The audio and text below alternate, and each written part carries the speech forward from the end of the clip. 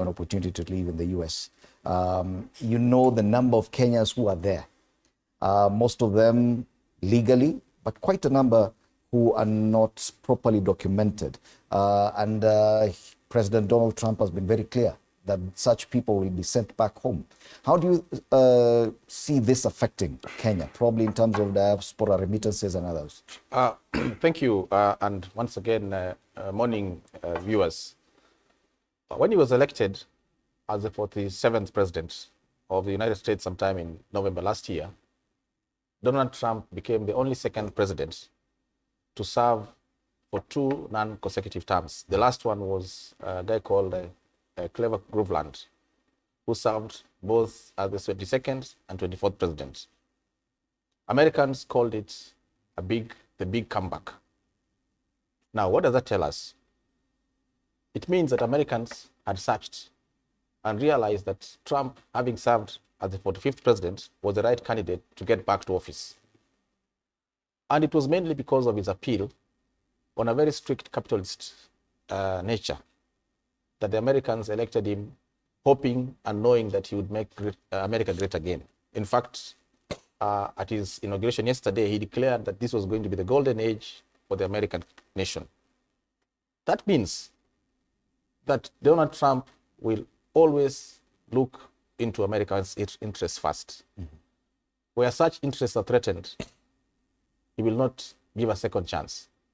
And in fact, immediately after being sworn in yesterday, he went on a signing spree of executive orders. Coming to Africa, I think what we should pray for is that any immigration reversals or policies should not affect our people.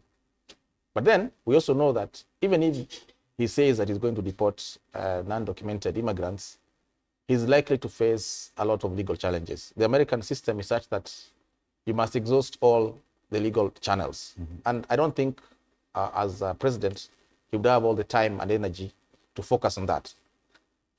What we should actually be praying for is that even as he comes in, we reenact and renew the American Growth Opportunity Act, the AGOA initiative, which had been created earlier and whose main or primary focus was to encourage industrialization and manufacturing in African countries for sale into the American markets. We should also be focused or worried about his belief or non-belief in the World Health Organization, because he has clearly said that he's not going to fund the WHO to the tune of $500 million a year, whereas China only pays $40 million a year. And you know, WHO primarily serves or helps the poor countries like the third world countries, including Kenya. Mm-hmm. We should also be worried about his views on the climate action.